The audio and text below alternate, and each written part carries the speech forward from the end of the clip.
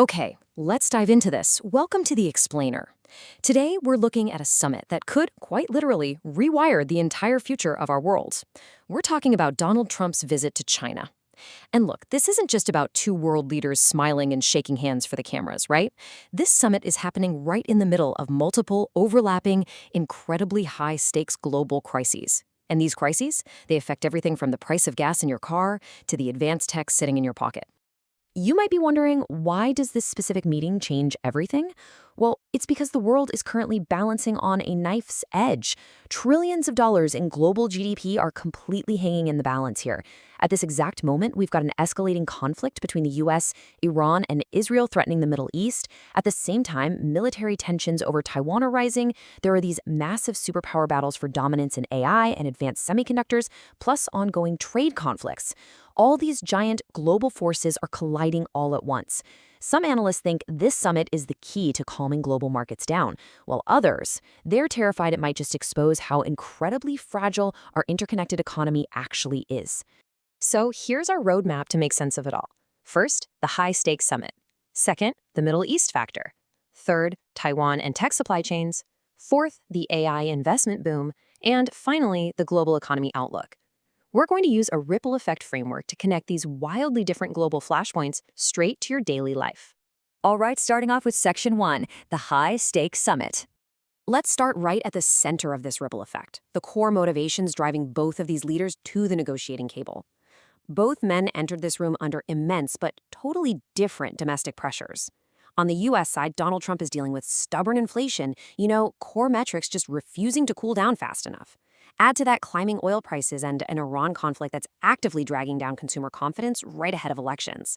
Meanwhile, Xi Jinping has his own goals. He's looking for tariff relief, stable trade relations, and, importantly, a rollback of those crippling restrictions on Chinese tech companies. So the bottom line, both sides urgently need specific economic and political wins here. Moving on to Section 2, the Middle East factor. The Middle East is really the first spoke in our ripple effect. It's a direct cause and effect chain. You see, as U.S., Iran, and Israel tensions escalate, it instantly threatens stability in the Strait of Hormuz. Now, why does that matter? Because it's one of the world's most critical oil shipping routes. When that's threatened, global energy prices spike. So where does China fit into this? Well, China buys roughly 90% of Iran's sanctioned oil exports. That gives Beijing incredible economic leverage over Tehran. Trump desperately needs Xi to use that massive influence to pressure Iran into de-escalating. If China helps calm things down, oil prices stabilize. But if diplomacy fails here, inflation could get a whole lot worse globally. Next up, Section 3, Taiwan and tech supply chains. During the summit, Chinese President Xi Jinping delivered a reported, very direct warning to Donald Trump. He said, mishandling Taiwan could lead to clashes and even conflicts between China and the United States. The stakes here are absolutely world-altering. This isn't just typical diplomatic posturing. It's a very clear boundary drawn around an island that just so happens to be the technological beating heart of the modern world. Let's be clear, Taiwan is the linchpin of the global economy. A single company there, TSMC, produces over 90% of the world's most advanced semiconductors. Think about that for a second. Their industry powers global AI systems, Nvidia chips, the smartphones we use every day, vital cloud computing infrastructure, and even advanced military tech. So any geopolitical disruption there, it doesn't just create a localized headache, it wrecks entire global industries and would send financial markets into an absolute panic. Which brings us perfectly to Section 4, the AI investment boom. It is incredibly telling that top business executives, including Elon Musk and Nvidia CEO Jensen Huang, reportedly joined this diplomatic trip. I mean, why would tech leaders embed themselves in such a tense geopolitical summit? Simply put, because the entire artificial intelligence industry desperately relies on international cooperation to survive. They need access to advanced semiconductors, rare earth materials, and Chinese manufacturing. Right now, the U.S. is imposing strict export controls on advanced AI chips to limit China's tech growth. And in return, China is retaliating by restricting exports of critical chip-making materials like gallium and germanium.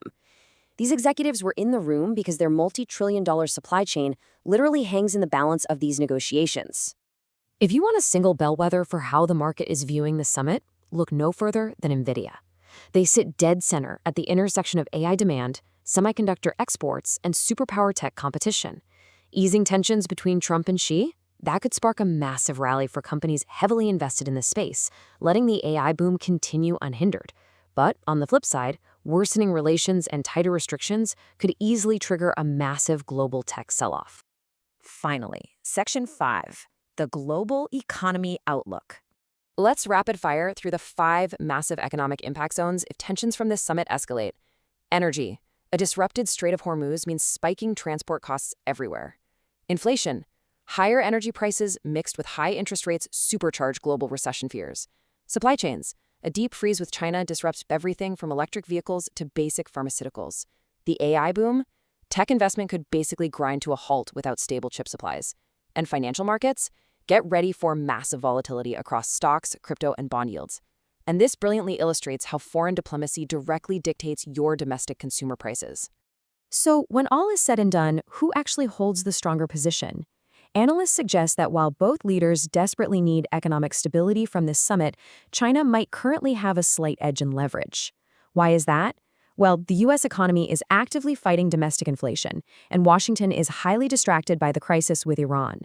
Plus, even with all the U.S. efforts to nearshore and diversify, the hard data shows that massive portions of our global supply chains still depend heavily on Beijing's manufacturing infrastructure. And yeah, that includes huge percentages of active pharmaceutical ingredients and consumer electronics. And that leaves us with the absolute most important question of all, the one that's honestly going to define the rest of this decade. Will these two leaders successfully navigate these overlapping crises to reduce global tensions? Or will a misstep over Iran, Taiwan, or tech tariffs spark a massive new global crisis? The ripple effects of this summit, they're going to reach right into your portfolio, your business, and your daily expenses.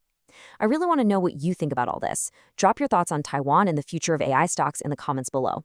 Thank you so much for joining me for this explainer. Stay curious, and I'll catch you next time.